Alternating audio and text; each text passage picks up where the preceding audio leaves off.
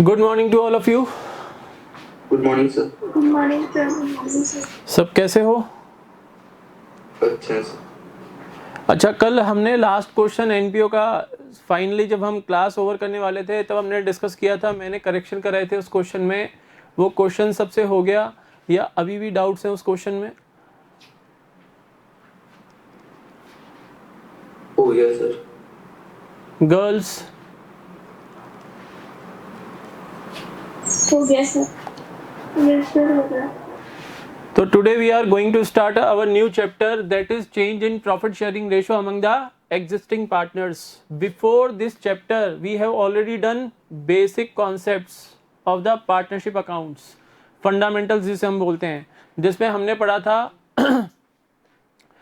Rules applicable in case of absence of partnership deed. हमने पढ़ा वहाँ पर transactions related to partnership business. मैंने आप लोगों को profit and loss appropriation account बनाना सिखाया। वहाँ पर फिर अगर कोई पार्टनर फर्म को other than capital any amount is provided by the partner other than capital in form of loan, then interest on such loan, उसका हमने अकाउंटिंग ट्रीटमेंट सीखा। हमने interest on capital, interest on drawings, ये concept सीखे। Past adjustments, अगर previous year के अंदर partners ने अकाउंटिंग ट्रीटमेंट के अंदर कोई गलती कर दी है, कोई ओमिशंस हो गए हैं या एरर ऑफ कमीशन हो गए हैं, तो वहाँ पे हमने दो मेथड सीखे थे, by passing a single adjustment entry and by using profit and loss adjustment account. Clear है? उसके बाद लास्ट टॉपिक हमने प्रीवियस चैप्टर में पढ़ा था जो फंडामेंटल्स ऑफ पार्टनरशिप फर्म्स थे, वहाँ पे लास्ट टॉपिक हमने पढ़ा था guarantee of minimum profit to a partner. तो ये concepts I hope previous Sunday को आप लोगों ने इन कॉन्सेप्ट्स को रिवाइज किया होगा। Yes sir. अब हमारा नया चैप्टर सामने है, that is change in profit sharing ratio among the existing partners. First chapter में मैंने आप लोगों को ये सिखाया था कि partnership is the result of an agreement among the partners, यानी पार्टनर्स के बीच में एक एग्रीमेंट बनता है और उस एग्रीमेंट का रिजल्ट ही होता है कि पार्टनरशिप बिजनेस एग्जिस्टेंस में आता है, यानी पार्टनरशिप बिजनेस का फॉर्मेशन होता है उस एग्रीमेंट के बेसिस पे। अगर कोई एग्रीमेंट नहीं है पार्टनर्स के बीच में, then it is not possible to form a partnership firm. लेकिन अगर मान लो दो या दो से ज़्यादा लोग कोई बिजनेस रन कर रहे हैं और business in the eyes of law legal है, अगर उन्होंने कोई डीड नहीं बनाई लेकिन जो नेचर ऑफ बिजनेस है वो पार्टनरशिप जैसा लग रहा है, तो as per the provisions of the Indian partnership act 1932 जो रूल्स हमने पढ़े थे, वो सारे जो प्रोविजंस या रूल्स हैं वो एप्लीकेबल हो जाते हैं उस बिजनेस के अंदर। क्लियर है ना? Yes sir. अब मान लो डीड के अंदर हमने लिखा है प्रॉफिट शेयरिंग जो रेशो है, प्रॉफिट शेयरिंग रेशो, वो तीन पार्टनर हैं X Y and Z. Profit sharing ratio हमने डीड में लिखा हुआ था 3:2:1। इसके अलावा डीड में और क्या क्या चीजें लिखते हैं हम? सर डीड में हम आईओसी के बारे में लिख सकते हैं, आईओडी के बारे में लिख सकते हैं, salary to partners, commission to partners, if any partner has provided loan to the firm then interest on such loan, rate of interest on loan वो हम डीड में स्पेसिफाई कर सकते हैं। If any partner has taken loan from the firm then interest on such loan will the rate of interest on such loan must also be specified if the firm wants to charge interest on such loan provided by the firm to the partner। अगर firm ने partner को loan दिया है और firm उस loan के ऊपर interest charge करना चाहती है तो firm rate of interest deed में स्पेसिफाई करेगी। अगर डीड में स्पेसिफाई नहीं किया हुआ तो फिर कोई इंटरेस्ट चार्ज फर्म नहीं करती। हालांकि आपके सिलेबस में ये टॉपिक नहीं था कि interest on loan provided by the firm to the partner. हमने क्या पढ़ा था केवल सिलेबस के अंदर कि अगर पार्टनर ने फर्म को लोन दिया है, अगर फर्म ने पार्टनर को लोन दिया है तो वो आपके सिलेबस में नहीं है। लेकिन वो बात मैंने आपको बोल दी अभी कि अगर देखो होता क्या है, वो टॉपिक भी पढ़ लो, छोटा सा टॉपिक है, हालांकि सिलेबस में नहीं है, एक जनरल अंडरस्टैंडिंग के लिए पढ़ लो। अगर फर्म ने पार्टनर को लोन प्रोवाइड किया है, किसी पार्टनर को फाइनेंशियल रिक्वायरमेंट थी, उसने फर्म को कांटेक्ट किया कि अगर हमारे पास आइडल अमाउंट पड़ा है तो मुझे लोन दे दो, मुझे मार्केट में लोन नहीं मिल रहा। अब फर्म ने पार्टनर को लोन दे दिया, तो अगर फर्म उस लोन अमाउंट के ऊपर इंटरेस्ट चार्ज करना चाहती है तो rate of interest on such loan must be specified in the deed. अगर डीड में नहीं लिखेंगे rate of interest on such loan तो फिर फर्म उससे कोई इंटरेस्ट चार्ज नहीं कर सकती। बात समझ में आ गई? Yes sir. तो ये जो डिफरेंट चीजें हम एग्रीमेंट के अंदर लिख रहे हैं, अगर किसी भी टर्म या कंडीशन के अंदर अगर हम चेंज करते हैं, मान लो हमने PSR चेंज कर दिया, 3:2:1 से 1:1:1 कर दिया। IOC का रेट जो हम पहले 10% पर एनम डिसाइड करके बैठे थे डीड के अंदर, अगर वो हम चेंज करना चाहते हैं 15% per annum. In place of charging interest on drawings at the rate of 8% per annum, we want to charge interest on drawings at the rate of 10% per annum। तो ये जब चेंजेस करेंगे तो जो आपका ओल्ड पार्टनरशिप एग्रीमेंट है वो हो जाएगा खत्म। That partnership agreement will come to an end and a new partnership agreement will come in force। ठीक है, पुराना पार्टनरशिप एग्रीमेंट तो खत्म हो जाएगा, that will come to an end. क्यों खत्म हो जाएगा? क्योंकि आप कंडीशंस चेंज कर रहे हो। आपने पहले लिखा था 10% पर एनम IOC हम अलाउ करेंगे पार्टनर्स को, अब आप 15% अलाउ करना चाहते हो, तो टर्म्स चेंज हो रही हैं। पहले PSR 3:2:1 था, अब आप करना चाह रहे हो 1:1:1। That is you want to change the profit sharing ratio. In such a case the old partnership agreement will come to an end and a new partnership agreement will come into existence। बोलो, बात समझ में आई यहाँ तक? Yes sir. तो जब existing जो partnership agreement है उसकी कोई टर्म्स या कंडीशंस चेंज होती हैं और एक नया पार्टनरशिप एग्रीमेंट एग्जिस्टेंस में आता है, तो फर्म तो सेम ही रहेगी। फर्म में वही 3 पार्टनर रहेंगे, X, Y and Z। Firm will remain the same and the business will also remain the same, लेकिन पार्टनरशिप फर्म का रिकॉन्स्टिट्यूशन हो जाएगा। रिकॉन्स्टिट्यूशन को हिंदी में बोलते हैं पुनर्गठन। रिकॉन्स्टिट्यूशन को इसको बोलते हैं रिकॉन्स्टिट्यूशन ऑफ पार्टनरशिप फर्म।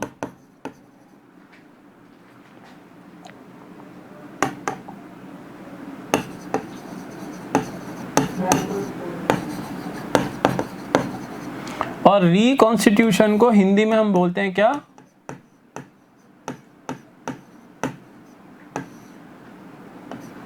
पुनर्गठन।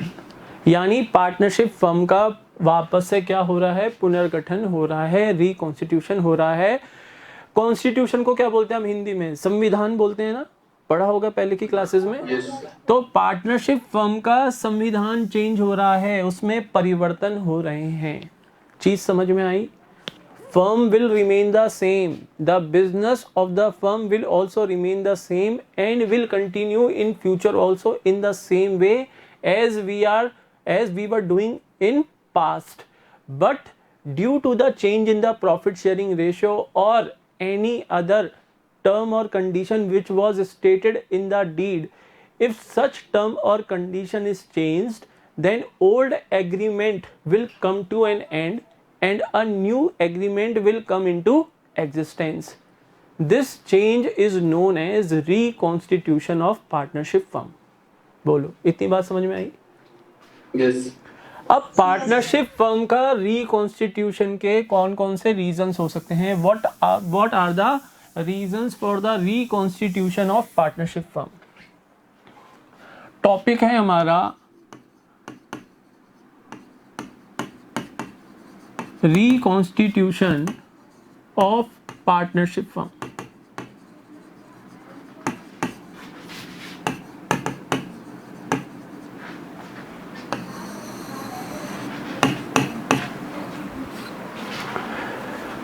देखो, पहला reason, change in the profit sharing ratio. Change in the profit sharing ratio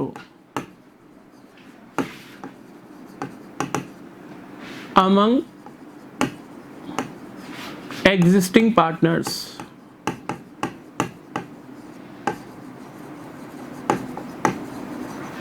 यानी एग्जिस्टिंग पार्टनर्स के बीच में प्रॉफिट शेयरिंग रेशियो क्या हो रहा है?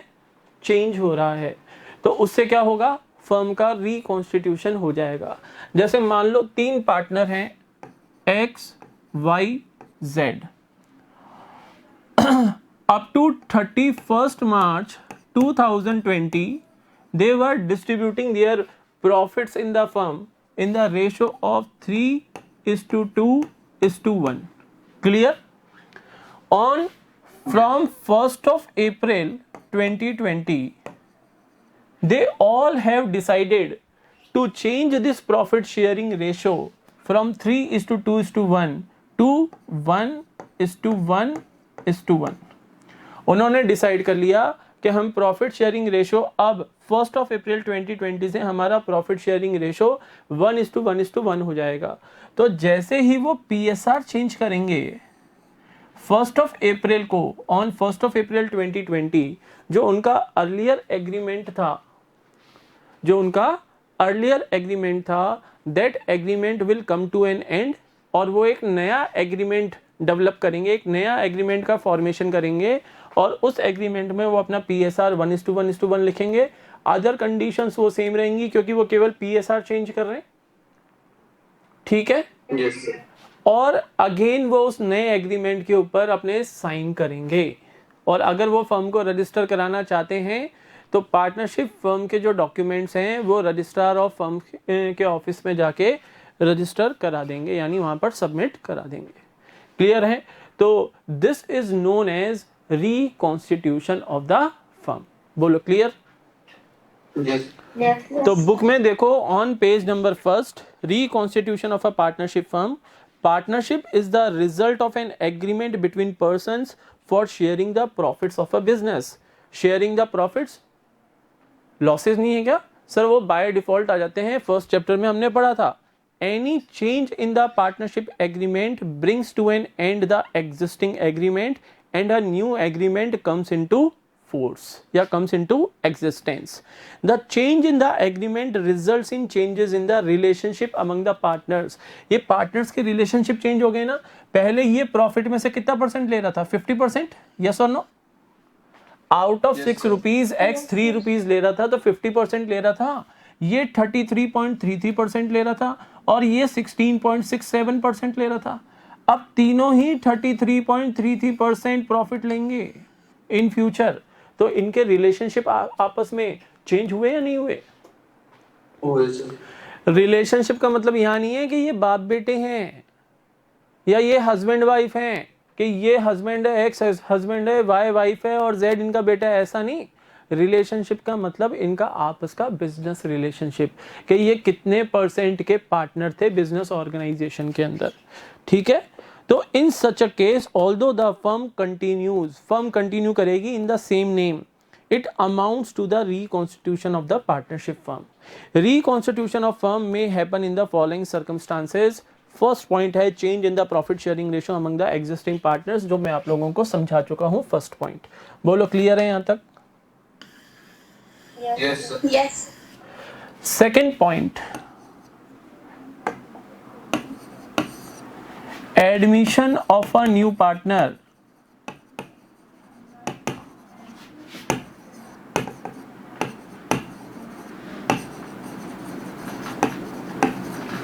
Admission of a new partner, example से ही समझाता हूं। मान लो 2 पार्टनर हैं ए एंड बी, ठीक है। इनका प्रॉफिट शेयरिंग रेशो था 3:1। इन दोनों ने म्यूचुअल कंसेंट से एक नए पार्टनर को फर्म में एडमिट करना एक्सेप्ट किया, that is C.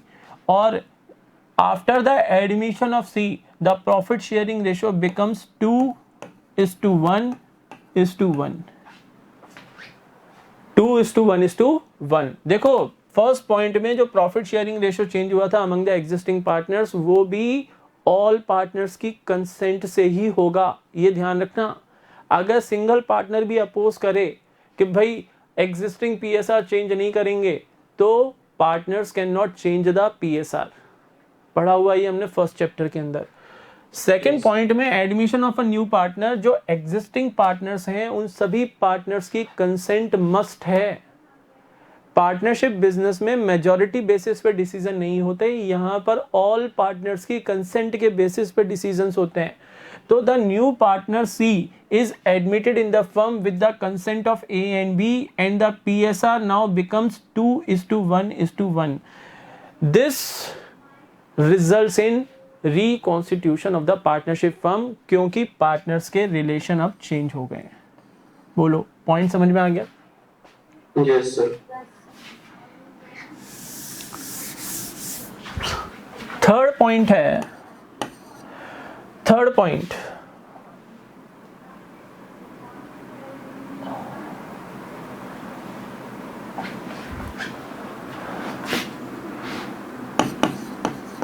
Death of an existing partner.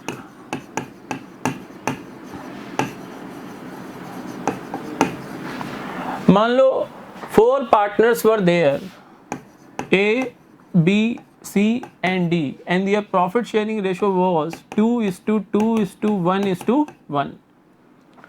2:2:1:1. यहाँ पर मान लो 1 अप्रैल 2021 को D की डेथ हो गई ड्यू टू कोविड की वजह से D की डेथ हो गई, या और किसी भी रीजन से, मान लो डेथ का कोई पर्टिकुलर रीजन होना कोई जरूरी तो है, किसी भी रीजन से किसी एग्जिस्टिंग पार्टनर की डेथ हो गई and the remaining partners A, B and C decided to continue the business in the future. And the remaining partners A, B and C decided to continue the business of the partnership firm in the future. After the death of D, the profit sharing ratio between A, B and C is 2:2:1. बोलो relationship change हो गए? Yes और no? Relationship Yes. Change हुए? अगर किसी बच्चे को लग रहा है कि सर PSR तो सेम ही है, तो सेम नहीं है बच्चे. पहले A को मिल रहा था 2/6, अब मिल रहा है इसको 2/5. अब 5 में से 2 रुपीज मिल रहे हैं, यानी 40% प्रॉफिट लेगा वो A. पहले ले रहा था आउट ऑफ 6 रुपीज 2 रुपीज, यानी 33.33% प्रॉफिट ले रहा था पहले. तो रिलेशनशिप चेंज हुए due to the Yes, sir. Change in relationship. Due to the change in relationship, this is called as reconstitution of the partnership firm. Clear? Yes, sir. Yes, sir. Point number 4, retirement of an existing partner.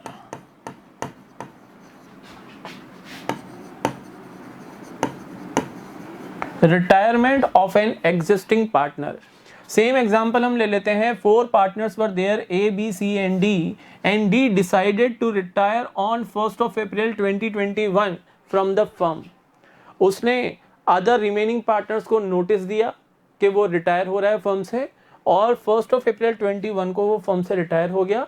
Remaining partners ने decide किया तो हम तो भाई firm के business को continue करेंगे. They have not decided to close the business of the partnership firm. They have decided to continue the same in the future. And their profit sharing ratio, new profit sharing ratio after the retirement of D becomes 2:2:1. This is also known as reconstitution of partnership firm. यानी पुराना agreement खत्म हो जाएगा जिसमें D भी partner था, और एक नया एग्रीमेंट एग्जिस्टेंस में आएगा, फोर्स में आएगा, और नए एग्रीमेंट के अकॉर्डिंग जो कंटिन्यूइंग पार्टनर्स हैं A, B एंड C, उनका PSR होगा 2:2:1. तो this is known as reconstitution of partnership firm. बोलो समझ में आया? Yes, sir. Yes, sir.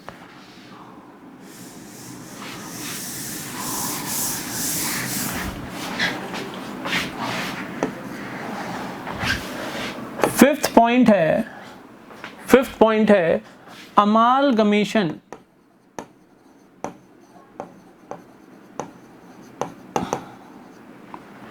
Amalgamation का मतलब क्या होता है? मीनिंग कभी सुना है ये वर्ड अमालगमेशन? No, sir. कभी नहीं सुना? अमालगमेशन का मतलब होता है मिक्स करना. अमालगमेशन यानी आपस में एक कर देना। तो amalgamation of two partnership firms,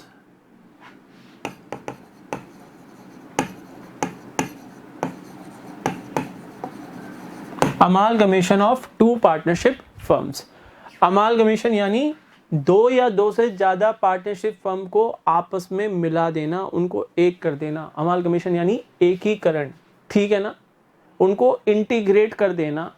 clear है? इतना समझ में आ गया? Yes Yes, sir. अब देखो, मान लो एग्जाम्पल देता हूं आपको। ये एग्जाम्पल है पॉइंट नंबर 5 का, amalgamation of two partnership firms. मान लो एक्स और वाई, ये एक पार्टनरशिप फर्म चला रहे हैं, एक्स वाई एंड कंपनी, जिसमें इनका प्रॉफिट शेयरिंग रेशो है 3:2। क्लियर? Yes sir. और दो पार्टनर हैं ए एंड बी, ये अपनी पार्टनरशिप फर्म चला रहे हैं, इनकी पार्टनरशिप फर्म का नाम है ए बी एंड कंपनी, और ये थी X Y and company. And company लिख देने से कंपनी नहीं हो जाएगी। जॉइंट स्टॉक कंपनी के नाम में तो लिमिटेड वर्ड आता है, अगर पब्लिक लिमिटेड होगी तो लिमिटेड वर्ड होगा, और अगर प्राइवेट लिमिटेड होगी तो प्राइवेट लिमिटेड वर्ड लिखा होता है एंड में। ये 11th में बीएसटी में पढ़ा था आप लोगों ने।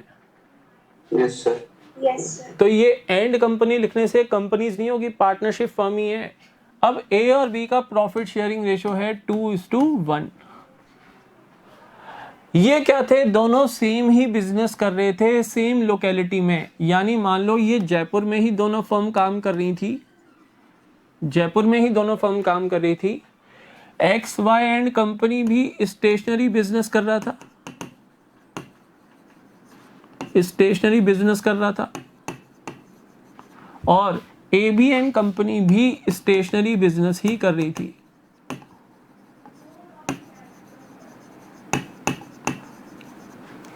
अब दोनों ही फर्म स्टेशनरी बिजनेस कर रही थी, सेम लोकेलिटी में जयपुर के अंदर ये अपना बिजनेस रन कर रहे थे।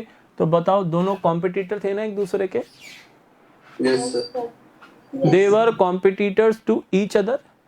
तो चारों ने एक बार एक मीटिंग की और दोनों फर्म ने ये डिसाइड किया कि in order to remove this competition, इस कंपटीशन को हम रिमूव करते हैं।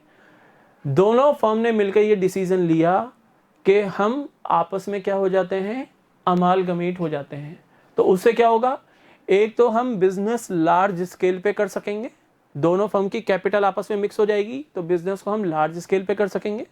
दूसरा, जो अभी हम एक दूसरे को कंपटीशन दे रहे हैं, फिर बाद में हम क्योंकि एक हो जाएंगे तो कंपटीशन खत्म हो जाएगा। ठीक है? Yes sir. पहली बात, कैपिटल आपस में मिक्स हो जाएगी, बिजनेस का एक्सपेंशन कर पाएंगे। दूसरी बात, कंपटीशन खत्म हो जाएगा। कंपटीशन खत्म हो जाएगा तो फिर वो बेटर वे के अंदर अपने बिजनेस को क्या कर पाएंगे? रन कर पाएंगे। ठीक है? तो in order to eliminate the competition in the market, they have decided to amalgamate their firms and to make या to reconstitute a new firm known as X Y A B and Company। X Y A B and Company ये नई firm का नाम है। अब इस firm के अंदर इनके प्रॉफिट शेयरिंग रेशो होंगे X:Y:A:B। ये इन्होंने डिसाइड किया 1:1:1:1:1। चारों ने मिलकर डिसाइड किया, चारों की कंसेंट थी कि PSR इक्वल होंगे। तो this is also known as reconstitution of partnership firm, क्योंकि यहां पर एक्स वाई एंड कंपनी के अंदर जो अर्लियर प्रॉफिट शेयरिंग रेशियो था 3:2, वो एग्रीमेंट खत्म हो गया। That agreement will come to an end. AB and company के अंदर जो पार्टनरशिप एग्रीमेंट था उसमें A एंड B का प्रॉफिट शेयरिंग रेशियो था 2:1। अब ये फर्म अमालगमेट हो गई XYAB एंड कंपनी के अंदर, तो जो ओल्ड एग्रीमेंट था that will come to an end. और नई फर्म के अंदर यानी अमालगमेटिंग फर्म, बेटा जो जिन फर्म का आपस में क्या हो रहा है, अमालगमेशन, तो जो ओल्ड फर्म थी बिफोर अमालगमेशन उसको तो बोलते हैं अमालगमेटेड फर्म। अभी नोटिंग करा दूंगा, टेंशन मत लो। इन दोनों फर्म्स को तो क्या बोलेंगे, अमालगमेटेड फर्म्स। और जिस फर्म में जाके उनका अमालगमेशन हो रहा है यानी इंटीग्रेशन हो रहा है उसको बोलते हैं अमालगमेटिंग फर्म। बोलो क्लियर। Yes, sir. अब ये जो नई फर्म है इसमें इनका प्रॉफिट शेयरिंग रेशियो है 1:1:1:1, तो रिलेशनशिप चेंज हो गई ना पार्टनर्स के आपस में। Yes, sir. तो this is also known as reconstitution of partnership firm. बोलो क्लियर है। Yes, sir. अच्छा, पेज नंबर 2 पे जहां पर लिखा है ना amalgamation of 2 partnership firms, Yes. वहां पर स्टार मार्क कर लो, वहां पर मार्क करो स्टार, और उस पेज के टॉप पे स्टार मार्क करके एक नोटिंग डालो। मैं लिखवा रहा हूं आपको, वो लिख लो आप लोग। रेडी हो लिखने के लिए? Yes. लिखो, partnership firms of A and B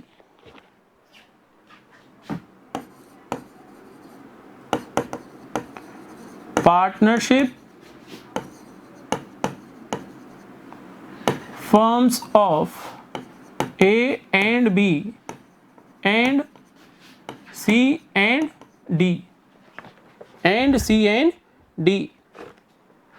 are known as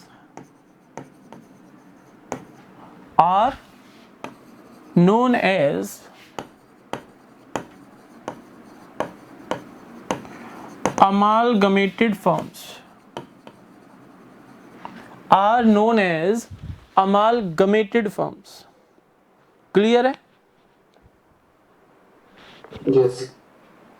partnership firm of A and B and C and D are known as amalgamated firms.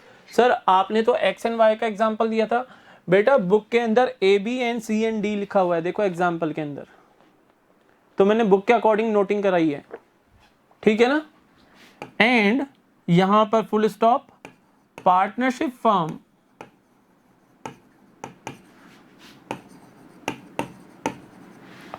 Of A B C and D, partnership firm of A B C and D is known as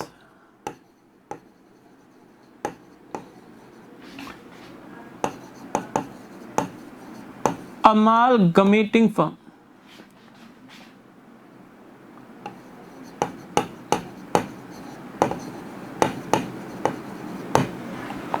ठीक है, Yes, sir.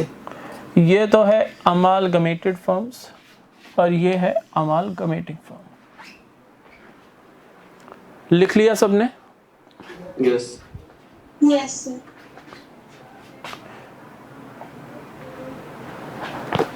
तो ये आपको समझ में आ गया कि what are the reasons for the reconstitution of partnership firms when there is a change in the profit sharing ratio among the existing partners, when any new partner is admitted in the partnership firm, when any existing partner retires from the firm, when any existing partner has died, clear है, and when there is amalgamation of 2 or more partnership firms।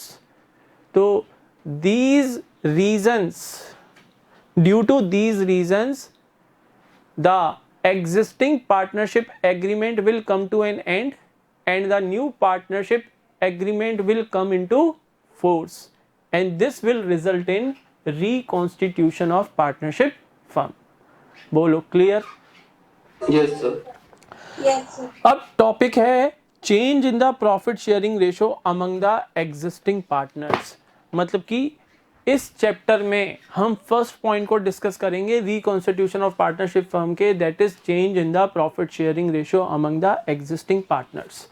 तो देखो मान लो 4 partners हैं, A B C and D, इनका profit sharing ratio था 4:3:2:1. On 1st of April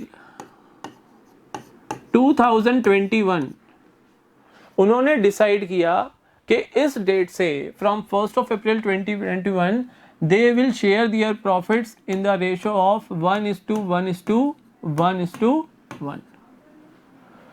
तो old agreement क्या होगा, खत्म होगा और एक नया एग्रीमेंट एग्जिस्टेंस में आएगा and this will result in reconstitution of partnership firm. हाँ सर, ये तो अभी पढ़ा था हमने.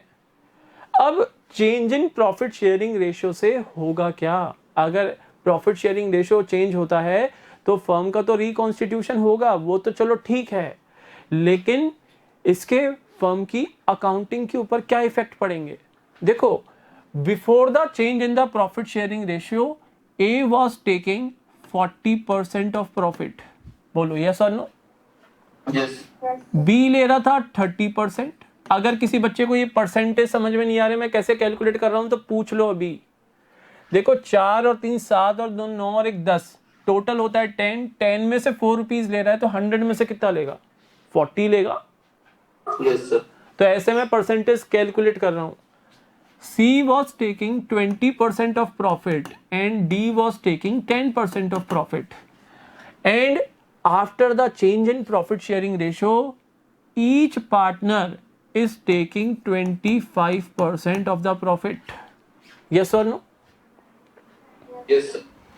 So due to the change in the profit sharing ratio, one or more of the partners are surrendering their share of profit to one or more of other partners. मैं हिंदी में आपको एक्सप्लेन करता हूं कि change in profit sharing ratio होने से 2 या 2 से ज्यादा पार्टनर्स अपना शेयर ऑफ प्रॉफिट बचे हुए 2 या 2 से ज्यादा पार्टनर्स को क्या कर रहे हैं? ट्रांसफर कर रहे हैं. यस और नो? ए पहले 40% प्रॉफिट ले रहा था, अब 25% ले रहा है, यानी उसका शेयर ऑफ प्रॉफिट 15% से डाउन हुआ है. और डी का देखो, जो पहले 10% प्रॉफिट ले रहा था अब 25% ले रहा है, यानी उसने किसी ना किसी पार्टनर से वो शेयर ऑफ प्रॉफिट जो उसका इंक्रीज हुआ है वो गेन किया है. यस और no? Yes sir. Yes. So due to the change in the profit sharing ratio, one or more of the partners are surrendering their share of profit to the remaining one or more of the partners. तो इस case के अंदर, in this case, when there is a change in the profit sharing ratio and one or more of the partners are surrendering their share of profits to one or more of the existing partners, then there is then in such a case some accounting treatment is necessary to be done in the books of accounts of the partnership firms. उस case के अंदर partnership firm की books में कुछ items का accounting treatment करना mandatory यानी compulsory हो जाता है. ठीक है, इतनी बात समझ में आई? Yes. Yes sir. तो कौन कौन से अकाउंटिंग ट्रीटमेंट होंगे इस केस के अंदर जब केवल पीएसआर में चेंज होने की वजह से किसी पार्टनर ने अपना शेयर ऑफ प्रॉफिट किसी और पार्टनर को ट्रांसफर कर दिया, तो उस वजह से कुछ अकाउंटिंग ट्रीटमेंट करने जरूरी हो जाते हैं. सबसे पहले हम कैलकुलेट करते हैं सैक्रिफाइसिंग रेशो. सैक्रिफाइसिंग रेशो या फिर gaining ratio.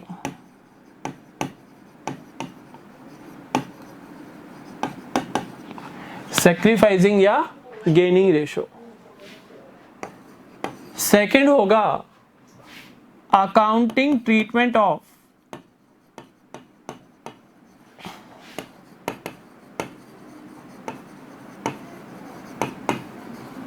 Goodwill. Accounting treatment of goodwill. Third होगा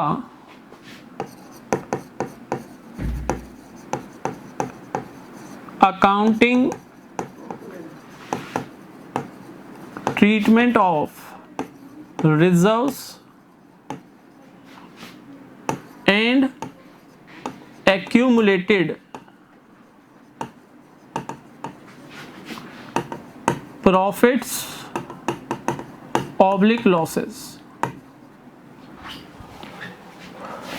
फोर्थ होगा accounting treatment of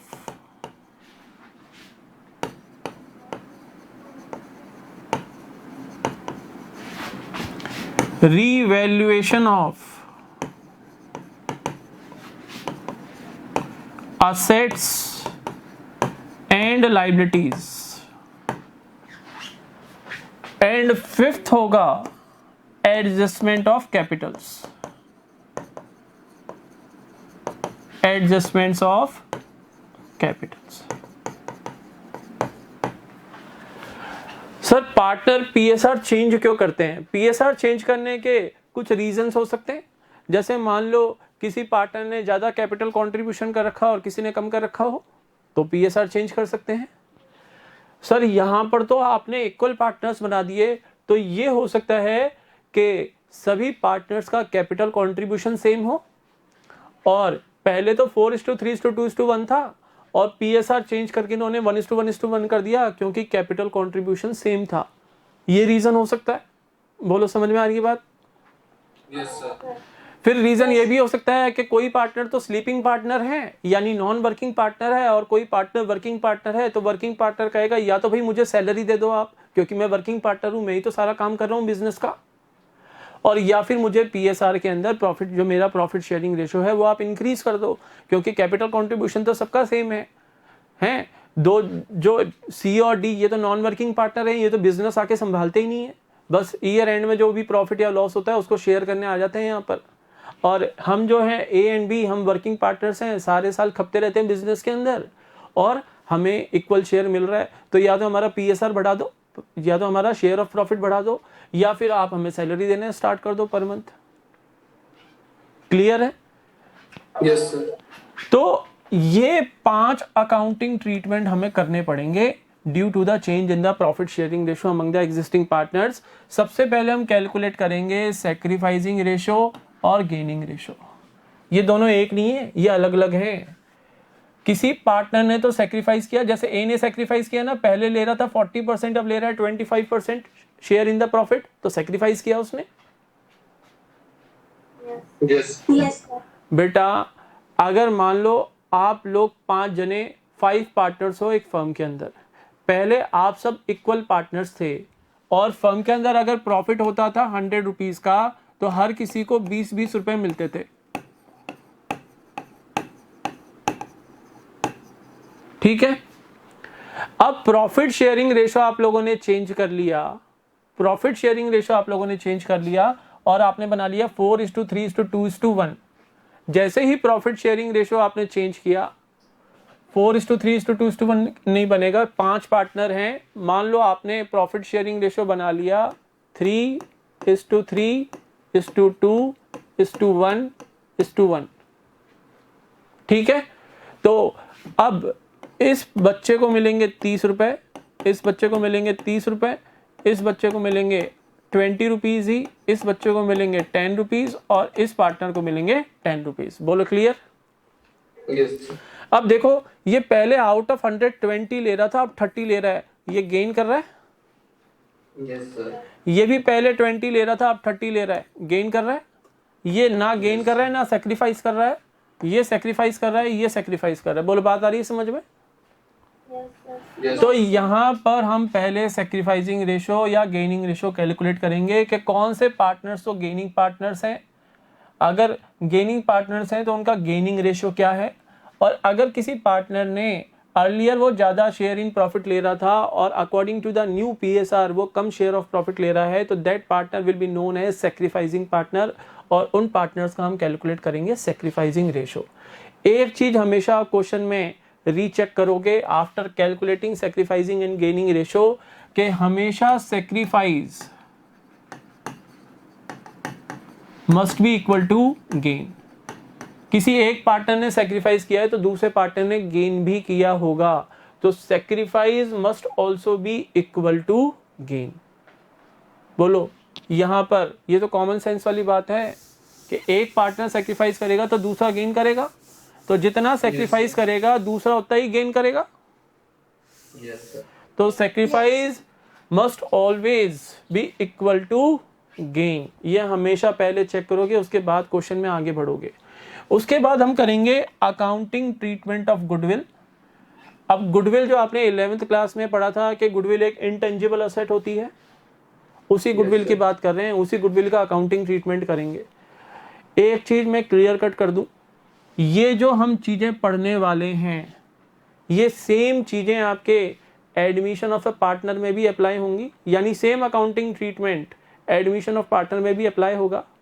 same accounting treatment retirement and death of a partner में भी अप्लाई होगा, बस वहां पर ट्रीटमेंट रिवर्स हो जाता है, क्योंकि एडमिशन के केस में तो नया पार्टनर आता है और रिटायरमेंट एंड डेथ के केस में वो फर्म से गायब हो जाता है, तो रिवर्स हो जाता है ट्रीटमेंट। और adjustment of Capitals, accounting treatment of revaluation assets and liabilities and accounting treatment of reserves and accumulated profits और लॉसेज, जो हम इस चैप्टर में पढ़ेंगे सेम यही कॉन्सेप्ट्स नेक्स्ट 2 चैप्टर्स में भी आएंगे, that is admission of a new partner and retirement and death of an existing partner. यानी सेम कॉन्सेप्ट्स हम लगातार 3 चैप्टर्स के अंदर पढ़ेंगे। उसके बाद एक चैप्टर आएगा डिसोल्यूशन, यानी फर्म का लिक्विडेशन, यानी आप फर्म के बिजनेस को ही क्लोज डाउन कर रहे हो, वहां पर फिर हम नए कॉन्सेप्ट्स पढ़ेंगे। तो ये चैप्टर आपके लिए बहुत इंपॉर्टेंट प्रूव होगा, क्योंकि इसके कॉन्सेप्ट्स नेक्स्ट 2 चैप्टर्स में भी अप्लाई होंगे। क्लियर यहां तक? Yes sir. Yes, sir. तो बेटा आज के लिए इतना ही, इतना आप पढ़ना घर पे, ठीक है ना, इतना आप घर पे पढ़ोगे। चलो पहले एक रीडिंग लगा लें बुक में से। Change in the profit sharing ratio among the existing partners, sometimes the existing partners decide to change their profit sharing ratio, the change is necessitated due to the change in capital contribution or in active participation in management. As a result of change in the PSR, one or more of the existing partners may acquire extra share in profits at the cost of one or more of other partners. तो जो acquire कर रहे हैं वो तो gaining partner हो गए, और जिनकी cost के ऊपर acquire कर रहे हैं वो sacrificing partners हो गए। समझ में आ रही है बात? In such a case, in order to maintain equity among the partners, it is necessary to make adjustments for goodwill, revaluation of assets and liabilities, reserves, accumulated profits and losses, etc. These adjustments are similar to those made at the time of admission or retirement या death of a partner। देख लो last line, adjustment required at the time of change in the profit sharing ratio. वही 5 points है जो मैंने यहाँ पर लिखे हुए हैं, बुक में लिख लेना इन 5 पॉइंट्स के सामने। ये जो ट्रीटमेंट होगा ये बाय डिफॉल्ट होगा, ये जो ट्रीटमेंट होगा ये बाय डिफॉल्ट करना पड़ेगा आपको। यानी इन ट्रीटमेंट को करने के लिए आपको क्वेश्चन में इंस्ट्रक्शंस देखने की जरूरत नहीं है कि सर इंस्ट्रक्शन ही नहीं दिया कि गुडविल का ट्रीटमेंट करना था, सर इंस्ट्रक्शन ही नहीं दिया कि आपको revaluation of assets and liabilities का अकाउंटिंग ट्रीटमेंट करना था। आपको इंस्ट्रक्शंस देखने की जरूरत नहीं है, बाय डिफॉल्ट करने पड़ेंगे ये अकाउंटिंग ट्रीटमेंट। समझ में आ गया बच्चों? Yes, sir.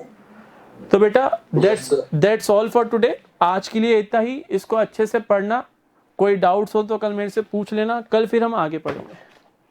Okay sir. Okay बेटा, good bye to all of you. Bye sir.